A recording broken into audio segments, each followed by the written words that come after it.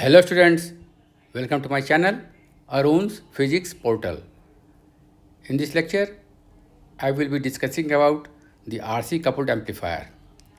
This topic is meant for BSc students of Physics and Electronics and also for BE and BTech students of EEE and ECE branches. The JRF and NET aspirants will also find this topic useful. The complete note of the topic is provided here for your convenience. I hope you enjoy going through it. Now let us come to the topic. Before I start this topic, I assume that you have gone through my earlier lecture on amplifier basics and H parameter representation of a transistor. इस topic को समझने के लिए उन दो का जानना जरूरी है. यदि एक एम्पलीफायर का गेन सफिशिएंट नहीं है, जितना गेन हमें चाहिए उतना गेन एक सिंगल एम्पलीफायर नहीं दे सकता है, तो हम दो एम्पलीफायर का यूज करते हैं इन कास्केड. कास्केडिंग का मतलब एक एम्पलीफायर के आउटपुट को हम दूसरे एम्पलीफायर के इनपुट में देते हैं और इस तरीके से गेन को बढ़ा सकते हैं. तो दो एम्पलीफायर को जो हम कनेक्ट करते हैं, ये कनेक्शन तीन तरीके से हो सकता है: by use of RC network, by use of LC network और बाय यूजिंग अ ट्रांसफार्मर. ठीक है. For audio frequency voltage amplifier, the coupling between two stages made either by RC network और by a transformer. इन दोनों से हम कर सकते हैं. लेकिन यदि ट्रांसफार्मर से करते हैं कपलिंग, तो उसमें दो दिक्कत है. पहला ये कि ट्रांसफार्मर कॉस्टली होता है और दूसरा इसकी साइज भी ज़्यादा बल्कि साइज है इसका. इसलिए we prefer using RC network in place of transformer coupled. Okay, because it permits greater reduction in size and cost. Okay. Moreover, an RC coupling provides better frequency response than a transformer coupling. Figure 1 में हम दिखा रहे हैं आपको RC coupled amplifier. इसमें दो stage है. पहला स्टेज आपका ये है और दूसरा स्टेज ये है. ठीक है. देखिए, ये हमारा सिग्नल है जिसको एम्पलीफाई करना है. This is transistor Q1, this is load resistor. तो R1, R2, CE ये जो हैं, ये प्रोवाइड करते हैं biasing for the proper conduction of the transistor Q1. Similarly, R1, R2, RL and C here in the second stage provide a good biasing for transistor Q2. Signal लगा रहे हैं यहाँ पर हम. ये आपका है फर्स्ट स्टेज. यहाँ तक to the left of this we have first stage, beyond this we have second stage. पहले एम्पलीफायर का आउटपुट है V1. इसको हम दे रहे हैं कहाँ? सेकेंड एम्पलीफायर के इनपुट में. क्लियर? देखिए, ये है कपलिंग कैपेसिटर. इसका क्या यूज है? इसका यूज है कि जो आउटपुट यहाँ से मिल रहा है हमको पहले एम्पलीफायर से, तो उसमें कुछ पार्ट डीसी का भी आता है, क्योंकि यहाँ हमारा डीसी वोल्टेज लगा हुआ है. देखिए, यहाँ से कुछ यहाँ भी आ रहा है. तो नहीं लगाएंगे अगर, तो यहाँ से डीसी वोल्टेज क्रॉस करके यहाँ से यहाँ जा सकता है. तो हम नहीं चाहते हैं कि इसके इनपुट में डीसी वोल्टेज जाए इसके अलावे. ठीक है. जो ये प्रोवाइड कर रहा है वही डीसी वोल्टेज यहाँ जाए, इसकी एडिशनल कोई वोल्टेज यहाँ नहीं पहुँचे. तो यहाँ से अगर वोल्टेज पहुँच जाएगा यहाँ पर, तो क्या होगा? इस बायसिंग बदल जाएगी. So we use here a coupling capacitor here. Okay. तो ये हुआ आपका output of the first stage. इसको हम दे रहे हैं input to the second stage. उसी तरह से जैसे फर्स्ट स्टेज का इनपुट हमारा Vs है, सेकेंड स्टेज का इनपुट हमारा Vi है. To the left of this line we have first stage, to the right of this we have the second stage. Okay. हम देखते हैं experimentally that the gain of the amplifier varies with frequency. जैसे frequency बढ़ता है input signal का, gain vary करता है. Gain किस तरीके से वेरी करता है? With frequency. This is known as frequency response characteristic of the amplifier. Okay. उसको हम बोलते हैं frequency response characteristic of the amplifier. The frequency response characteristic of a single stage RC coupled amplifier is shown in figure 2। ये देखिए, ये figure 2 में हम दिखा रहे हैं कि how the gain varies with frequency. On the X axis we have frequency on a log scale. On the y-axis we have gain plotted in decibel. जब हम देख रहे हैं in low frequency region the gain increases as the frequency increases. उसके बाद the gain becomes almost constant and then beyond a certain frequency it starts falling. इसके तीन frequency range हैं, एक है low frequency range, एक है mid frequency range where the gain remains constant and the high frequency range where the gain falls with increasing frequency. अब देखिए यहाँ हम गेन प्लॉट कर रहे हैं लॉग स्केल में। ऐसा क्यों? अगर स्केल हम लेते हैं linear, then what will happen? इतने बड़े फ्रीक्वेंसी रेंज को उसमें एडजस्ट करना संभव नहीं है। ठीक है, लीनियर स्केल में megahertz, gigahertz range के फ्रीक्वेंसी को एडजस्ट करना और या अकोमोडेट करना संभव नहीं है। We use it on a log scale. इसका फायदा क्या है? एक फ्रीक्वेंसी है, नेक्स्ट इसका 10 टाइम्स होगा, ये हो गया 10, दूसरा हो गया 10 स्क्वायर, फिर हो गया 10 cube and so on and so fourth. ठीक है, इसीलिए हम इसको यूज करते हैं लॉग स्केल पर। ठीक है, तो देखिए फिगर 2 से हम देख रहे हैं that the frequency response characteristic on RC amplifier can be divided into 3 different regions. पहला है mid frequency range over which the gain is independent of frequency and is approximately a constant. Mid frequency range में amplifier का gain roughly constant है।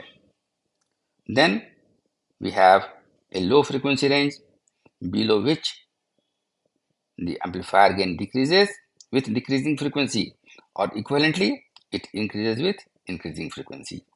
A third है high frequency range above the mid frequency range where the amplifier gain decreases with increasing frequency.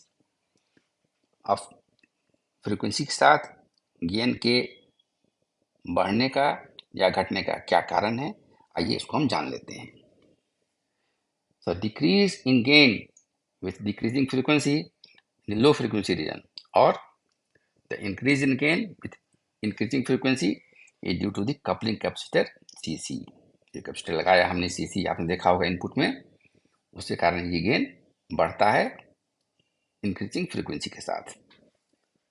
As the frequency decreases the reactance of the capacitor increases. जब जान रहे हैं this is the reactance of a capacitor, this is 1/2πfc। ठीक है, तो frequency अगर ये घटता है तो denominator decreases and therefore XC increases. ठीक है, XC इंक्रीज मतलब इम्पीडेंस जो कैपेसिटर का है वो बढ़ता है।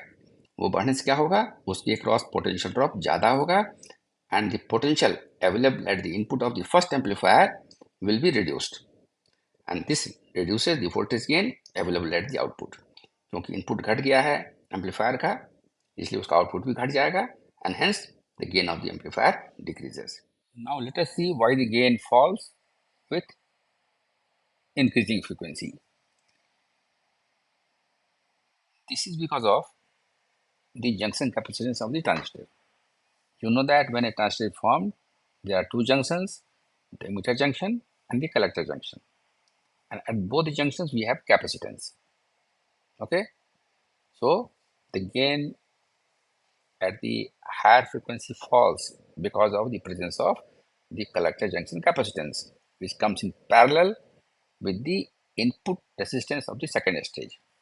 So we have, see here what happens. You have, this is the collector junction capacitance and this is the input resistance of the second transistor. Okay, they are in parallel.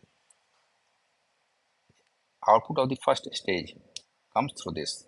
This is the output current of the first stage. Okay, so you know that the capacitance is given by 1 upon 2 pi fc. Okay, so if the frequency increases, the capacitance decreases. ठीक है, तो ये जो portion है इसका effective capacitance अगर Z है तो Z will be equal to the value of the lower resistance in parallel. ठीक है, तो चूंकि इसका कैपेसिटेंस घट गया इसलिए इफेक्टिव जो रेसिस्टेंस होगा या इम्पीडेंस होगा इस पोर्शन का that is that of the capacitor. ठीक है, तो जो करंट आ रहा है उसका आने के लिए अब दो रास्ता है, एक तो आगे जाएगा अगले स्टेज में और एक इधर से फ्लो कर जाएगा.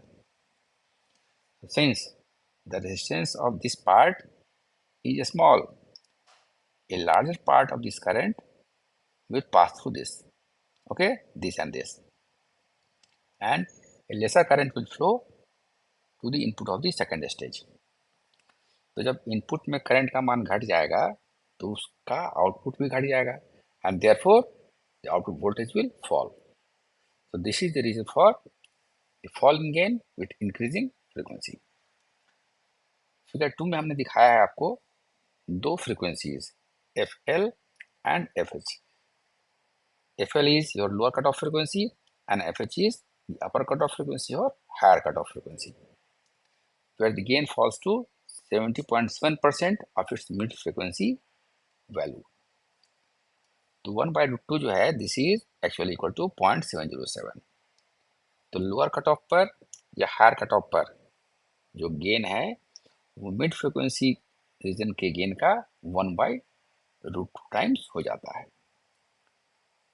ठीक है, let us explain why we take the following gain by 1/√2 times where we define the lower cutoff and higher cutoff frequencies. देखिए पावर जो है पावर देते हैं हम V0 square by R. Okay, gain is V0 upon Vi. If the gain falls to 1/2 times, then let the new gain be AV dash. So AV dash is AV upon √2. This can be written as 1/√2 into V0 upon Vi. क्योंकि input तो नहीं बदल रहा है, input potential remains the same, and therefore what will change? The change will be output only. So the new value of output voltage V0 will be V0 upon √2. So the new power will be P dash is V0 square upon 2R. So this is 1 upon 2 into V0 square by R, or this is nothing but this is P.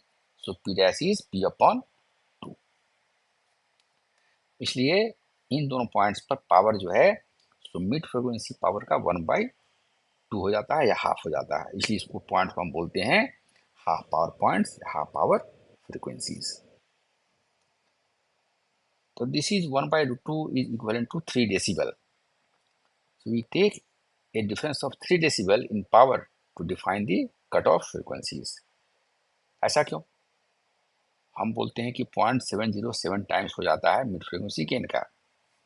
Mid frequency gain का वो हो गया है 1/√2 times. तो half क्यों नहीं बोलते हैं? Why don't we call it 1/4, 1/5? Why 1/√2 और why 0.707 times its mid frequency value? ऐसा इसलिए because this represents the audio power difference that can be just detected by the human ear. जो नॉर्मल ह्यूमन है उसका जो कान है इतने डिफरेंस को डिटेक्ट कर सकता है, इसलिए हम 3 डेसिबल पर ही कट ऑफ फ्रीक्वेंसी को डिफाइन करते हैं. ठीक है, अब देखिए दो फ्रीक्वेंसीज हैं upper cut off and lower cut off. इन दोनों के डिफरेंस को हम बोलते हैं bandwidth of the amplifier. F H का मान जैसा आप फिगर में देख रहे हैं वो एफएल से बहुत ज़्यादा है and therefore FH minus FL is very nearly equal to FH. So bandwidth is nearly equal to the upper cut off frequency. Okay, अब देखिए आरसी कपल्ड एम्पलीफायर जो है उसको हम ऑपरेट करते हैं क्लास ए कंडीशन में. क्लास ए का मतलब हुआ कि we have an output for the entire period of the input signal. Signal level जो है present in such amplifier is very small, so that the operating point moves on the linear portion of the characteristic curve. देखिए ये आपका transistor का characteristic है, output characteristic. Operating point जो है, ये जो पोर्शन लीनियर पोर्शन है, इसी पर ये मूव करता है। So there is no distortion, so the output waveform closely resembles that of the input signal. An equivalent circuit analysis is valid for voltage amplifiers. अब आइए देखते हैं। To derive an expression for the voltage gain of a single stage RC coupled amplifier, we make the following assumption. पहला assumption क्या है? That the two transistors are identical. The ideal case है, ऐसा होता नहीं है, ठीक है। एक ही मैन्युफैक्चरर बना रहा है दो ट्रांजिस्टर को, एक ही लॉट में बन रहा है, फिर भी दोनों ट्रांजिस्टर, कोई दो ट्रांजिस्टर बिल्कुल आइडेंटिकल नहीं हो सकता है। This is next to impossible.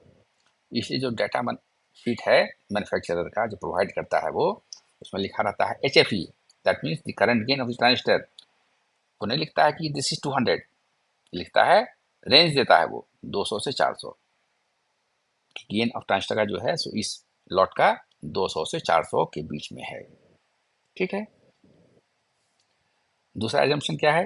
Reactance of the emitter bypass capacitor CE is negligibly small over the entire frequency range of operation. पूरे फ्रीक्वेंसी रेंज ऑपरेशन में C का कैपेसिटेंस, C का वैल्यू जो है सो नेग्लिजिबल है। Third is AC operation of the circuit is not affected by the bias resistors because of their sufficiently large values. Fourth क्या है? HOE, that means output admittance, and HRE, reverse voltage gain of each transistor are negligibly small. Output admittance का मान है 5 into 10 to the power minus 5 ohm to the power minus 1 or reciprocal ohm, and the reverse voltage gain is equal to 16 into 10 to the power 4. Next is the HIE and HFE of the transistors do not vary with frequency. Frequency के साथ transistor का input resistance और उसका current gain very नहीं करता है। Based on this assumption, we derive the voltage gain in the three different frequency ranges separately. पहला देखिए, ये हमारा है mid frequency range. Mid frequency range में क्या है? The reactance of the coupling capacitor CC is assumed to be 0। The coupling capacitor है जो एक स्टेज से दूसरे स्टेज को जोड़ता है, उसका रिएक्टेंस जो है सो 0 है। Second is the collector junction capacitance and the stray wiring capacitance which appear in parallel across the output are considered to be open circuited. Open circuited है वो। On this, based on the assumption, the approximate H parameter AC equivalent circuit of the first stage of RC coupled amplifier can be represented as shown in figure 3. CC नहीं है और जो junction capacitance है वो open circuited हम treat करते हैं। इसको आधार मान के जो सर्किट होगा हमारा इक्विवेलेंट सर्किट, वो इस तरीके का है। This is shown in figure 3। तो देखिए इस सर्किट में कहीं भी कैपेसिटर का बात नहीं है, ठीक है। ये हमारा इनपुट पोटेंशियल है, VI बोलिए या VS बोलिए, इनपुट रेजिस्टेंस है ट्रांजिस्टर का। This is the current, input current is IB, ठीक है। यहाँ देखिए ये जो है, दिस इज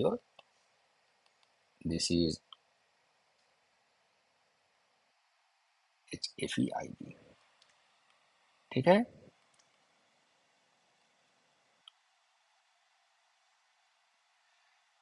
देखिए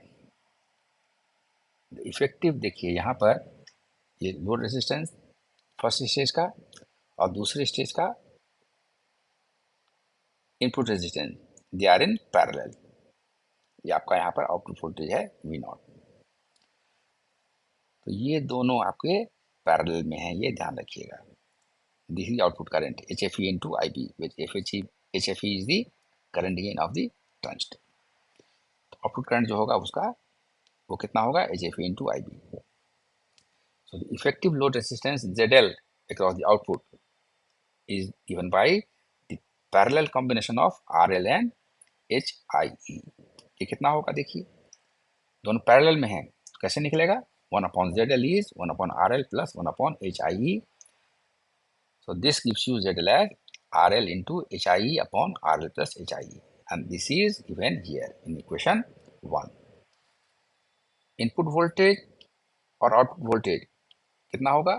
इनपुट करंट है IB और इनपुट रेजिस्टेंस है HIE. So the input voltage is VI equal to HIE into IB, and the output voltage will be how much? This will be output current into load impedance. तो ये output current जो है वो आपका कितना है?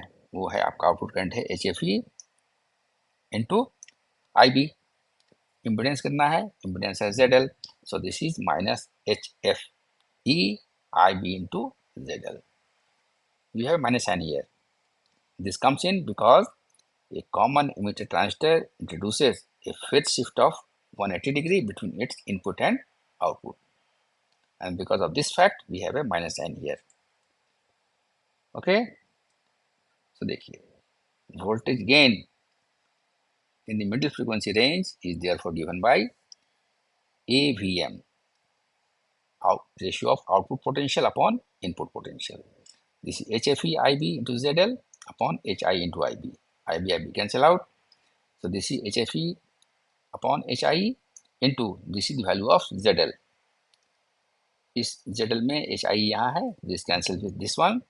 So AVM is minus HFE RL upon HIE plus RL. ठीक है? So this is the gain in the middle frequency range. The negative sign in equation 4 indicates a phase reversal between the input and output signal voltages, as I have already told you. Next comes the low frequency range. Low frequency range में क्या है? The presence of the coupling capacitor CC cannot be neglected, क्योंकि इसी के कारण हमारा जो है गेन बढ़ता है विथ इंक्रीजिंग फ्रीक्वेंसी या घटता है विथ डिक्रीजिंग फ्रीक्वेंसी. तो हम CC के प्रेजेंस को नेग्लेक्ट नहीं कर सकते हैं. ठीक है? द शंट कैपेसिटर जो हमारा जंक्शन कैपेसिटेंस के कारण है, which appears in parallel across the output, can however still be assumed to be open circuited. So the approximate H parameter AC equivalent circuit of the first stage of RC coupling amplifier can then be represented as shown in figure 4. So ये figure 4 जो है ये दिखा रहा है आपको low frequency में circuit कैसा होगा हमारा इक्विवेलेंट. तो देखिए यहाँ C0 कहीं नहीं है, मतलब जंक्शन कैपेसिटेंस नहीं है, सिर्फ कपलिंग कैपेसिटर है. This is input potential here VI या VS जो बोलिए आप. This is input current IB. This is input resistance of the first transistor. This is HIE. ठीक है? ये देखिए ये आपका हो गया यहाँ पर. This is your HFE IB और ये जो है आपका आउटपुट करंट है. This is HFE into IB. ये कलेक्टर रेसिस्टेंस है फर्स्ट स्टेज का. This is the coupling capacitor here and this is the input resistance of the next transistor. That means transistor at the second stage. This is the output potential. अब देखिए इन दो point के बीच में between X and Y we have three impedances. One is your RL, next is your CC, another is HIE. इन दो के बीच में ये दोनों जो हैं सो सीरीज में हैं और RL जो है इन दोनों के साथ पैरेलल में है. So let us find out the equivalent impedance between the points X and Y. ठीक है? तो देखिए we have CC और HI सीरीज में है तो कितना हो गया 1/j omega CC plus HI. इसके साथ RL क्या है पैरेलल में है. 1/Z will be equal to 1/j RL plus 1 upon this term HIE plus 1 upon j omega CC. ठीक है. So if you solve this one, or let me solve it. This is 1 upon RL plus 1 upon HIE minus JXC.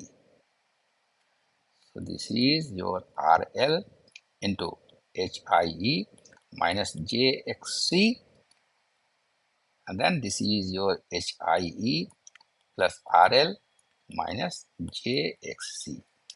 So this gives the value of ZL as inverted. This is RL into HIE minus JXC divided by RL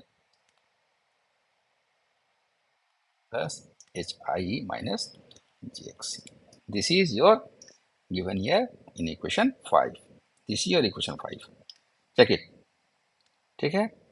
So the input voltage is HIE into IB. This we have already seen. ठीक है. ठीक है ना. तो ये देखिए यहाँ पर ये आपका this is your HFE. This is HFE. This is your current source. So this is HFE into IB. ये हो गया आपका input potential VI is HIE into IB. So the potential difference between the points X and Y कितना होगा? ये difference होगा potential का HFE IB into ZL.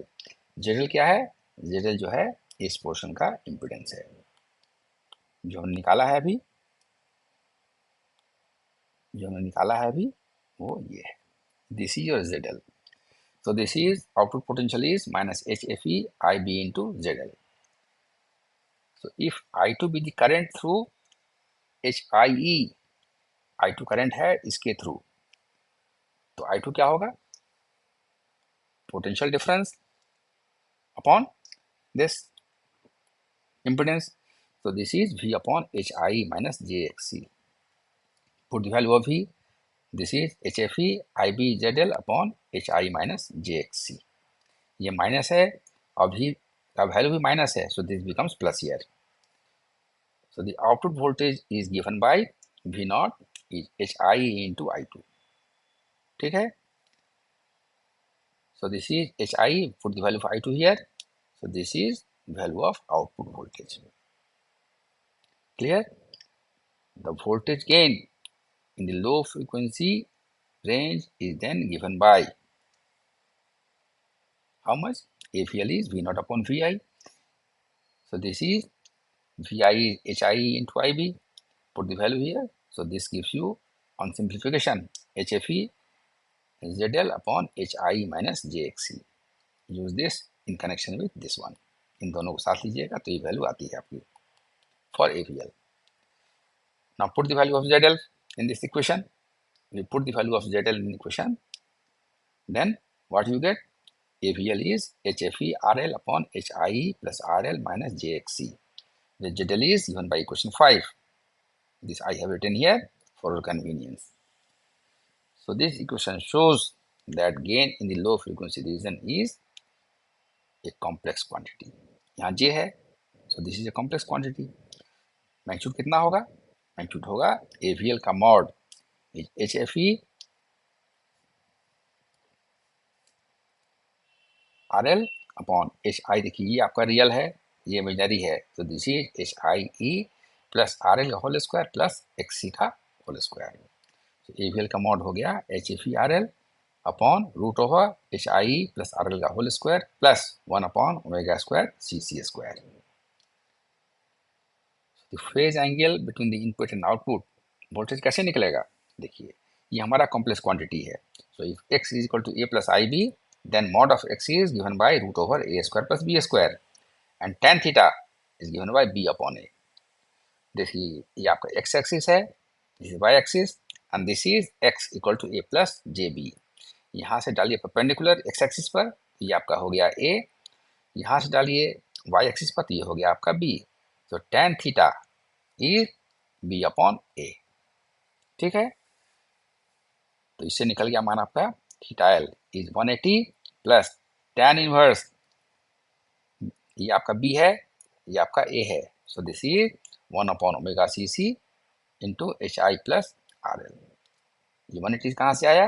ये 180 आया क्योंकि कॉमन एमिटर ट्रांजिस्टर के इनपुट आउटपुट में बेसिकली 180 डिग्री का फेज शिफ्ट है। ठीक है, सो लो फ्रीक्वेंसी रेंज में फेज एंगल कितना है? 180 प्लस दिस। इक्वेशन 10 को डिवाइड कीजिए इक्वेशन 4 से। ये इक्वेशन 10 है, ये इक्वेशन 4 आपका है। डिवाइड करिए, you get this one. I want to find the ratio of gain at lower frequency to gain in the middle frequency range. So this is given by this. इसको इसे divide कीजिए। ठीक है, this comes out to be this. ये solve कीजिए simply.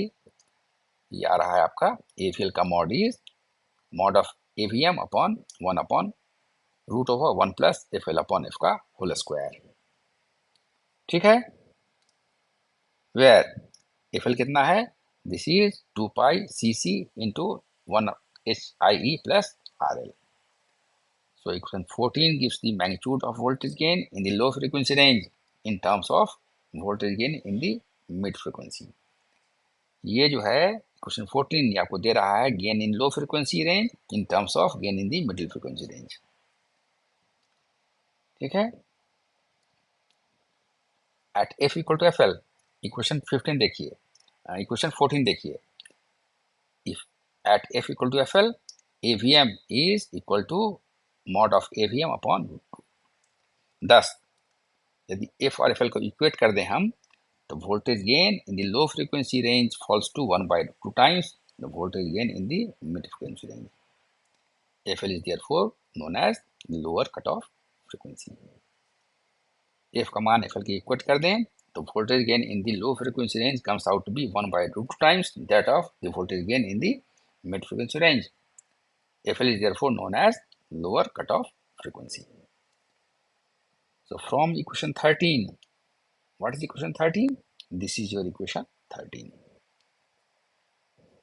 The phase angle at the lower cutoff frequency is theta L 180 degree plus tan inverse f 1 upon f।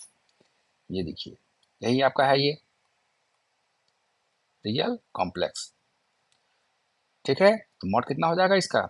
इसका mod हो जाएगा root over 1 plus F L upon F का whole square. तो this is A and this is B, so this phase angle is tan inverse F L upon F.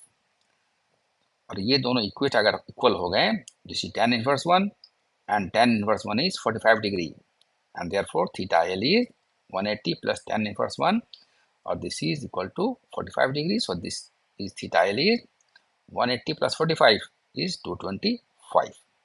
This I have shown here। ठीक है, तो ये हो गई बात हमारे लोअर फ्रीक्वेंसी की। ठीक है, and finally we come to the analysis of RC coupled amplifier in the high frequency range। See that in the high frequency range, the reactance offered by the coupling capacitor is negligibly small, and therefore it can be considered as short-circuited। Moreover, the reactance of the shunt capacitor C0 will not be very large and cannot be considered as open-circuited। इस condition में the H parameter equivalent circuit of the first stage of RC coupled amplifier can be represented as shown in figure 5। तो देखिए, इसमें CC नहीं है कहीं पर भी। We have removed the coupling capacitor from the figure, but the junction capacitance of the transistor is here present।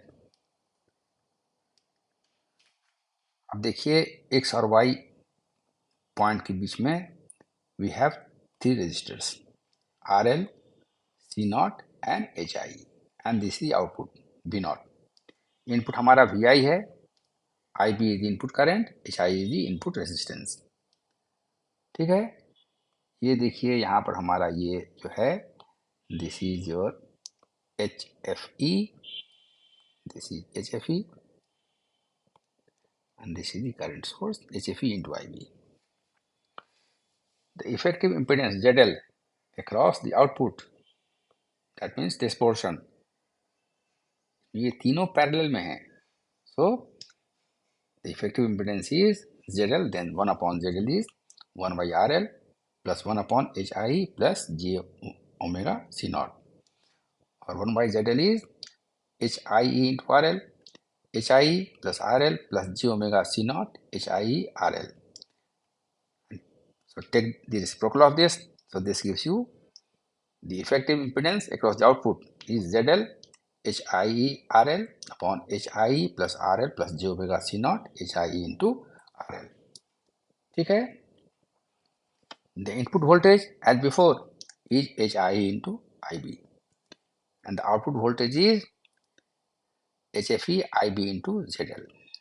Again, we have a negative sign here, which indicates a phase reversal between input and output. So the voltage gain in the high frequency range is therefore AVH is V naught upon VI. Put the value of V naught. This is minus HFE IB ZL, and VI is HI into IB. ठीक है? IB cancels out, so we have AVH is minus HFE.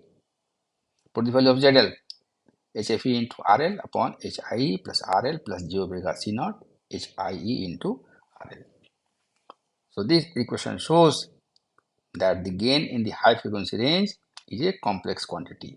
ये देखिए ये चीज real है और ये आपका complex है, and therefore its magnitude will be given by this.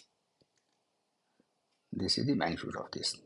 Magnitude of AVH is HFERL root over real का स्क्वायर प्लस जो इमेजनरी है उसका स्क्वायर, तो H I plus R L का whole square plus omega C naught H I R L का whole square, इसका root over.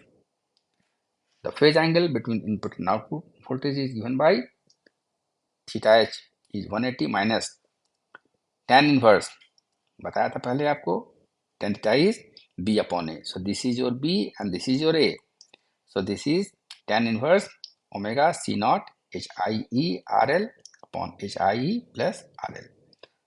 Why minus? Because the graph is like this.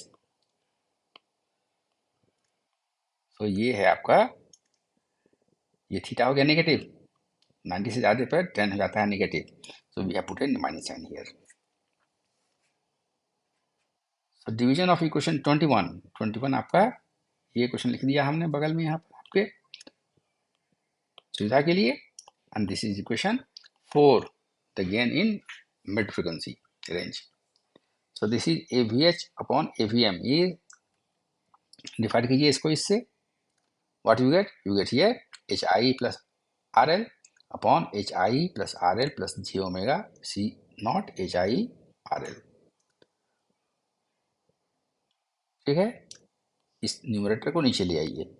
सो देखिए ये quantity और ये क्वांटिटी एक ही है, so if you divide this by this you get 1 here. So AVH upon AVM is equal to 1 upon 1 plus J times 2 omega C naught HIE RL divided by HIE plus RL, or we can write this as AVH equal to AVM upon 1 plus J F upon FH, or the magnitude of this is AVH का mod is mod of AVM upon 1 plus F upon FH का whole square, where FH is defined as this. ठीक है, यहाँ से देखिए HF को इसे define कर रहे हैं. So equation 25 gives you the magnitude of the voltage gain in the high frequency range in terms of the voltage gain in the mid frequency range. यदि F और FH इक्वल हो जाएं तो from equation 25 we have AVH का mod AVM का mod upon √2, and therefore at this frequency F equal to FH, the voltage gain in the high frequency range falls to 1 by √2 times the voltage gain in the mid frequency range. FH is therefore also known as the upper cutoff frequency. Equation 24 gives you the phase angle theta h at the upper frequency, upper cutoff frequency. This is given by theta h is 180 degree minus tan inverse f upon fh. So this is 180 degree minus tan inverse 1 because f equal to fh. So this is equal to 45 degree. So this is 180 degree minus 45 is 135. So we show you the variation of phase angle with frequency in figure 6. देखिए यह frequency है log scale पर, इधर आपका phase angle है, देखिए ये mid frequency है, इधर लो फ्रीक्वेंसी है और इस तरफ हाई फ्रीक्वेंसी है. This is how the phase angle varies with frequency. अब देख लें what are the merits and demerits of RC coupled amplifier. Merit क्या है? It's light, small and inexpensive. दो ट्रांजिस्टर है, कुछ रेजिस्टर्स हैं, कुछ कैपेसिटर्स हैं, so it is very light and very inexpensive.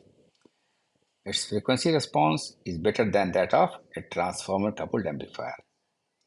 पहले बताया था आपको कि कपलिंग हम दो तरीके से कर सकते हैं, एक आरसी कपलिंग या फिर ट्रांसफॉर्मर कपलिंग. यही बताया था कि इसका फ्रीक्वेंसी रिस्पॉन्स जो है सो ट्रांसफॉर्मर कपल्स की तुलना में ज़्यादा अच्छा है, इसलिए वी प्रेफर आरसी कपलिंग. ठीक है.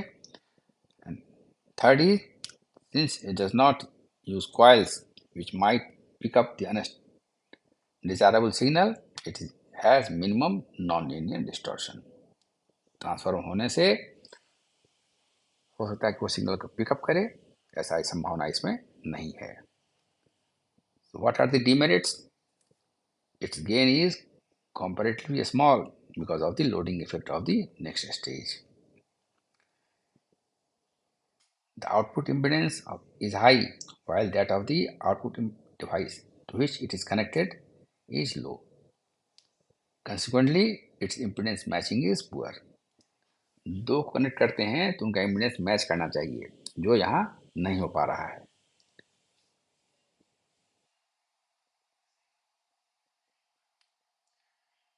And third is it has an inherent tendency to become noisy in moist weather. Weather moist अगर है, it becomes noisy. Now let us see what is gain bandwidth product. The product of the gain of an RC coupled amplifier at mid frequency range, that is AVM, and its bandwidth fH minus FL remains constant as shown below. We have AVM is this into fH minus FL. This is the bandwidth. This is nearly equal to AVM into fH. Because FL is 2 less than fH, we can approximate fH minus FL as fH. Put the values of AVM and fH. So this is your AVM and this is your fH. So this is gain and this is bandwidth. So this is known as gain bandwidth product.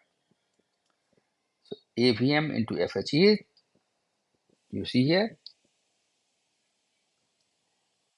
some terms cancel out and we are left with HFE upon 2 pi C naught into HIE. HFE is constant for a given transistor, its HIE is constant, C naught is constant and 2 pi is constant. Therefore, the gain bandwidth product of an RC amplifier in the mid frequency range is a constant. So if the bandwidth increases, the gain decreases, and if the gain increases, the bandwidth decreases. So this is all about the RC coupled amplifier. I assume you like this presentation. यदि आपको मेरा यह presentation अच्छा लगा हो तो इसे like करें, शेयर करें और मेरे चैनल को सब्सक्राइब करें. So thank you for watching. See you next time with some other topic of interest. Till then, goodbye.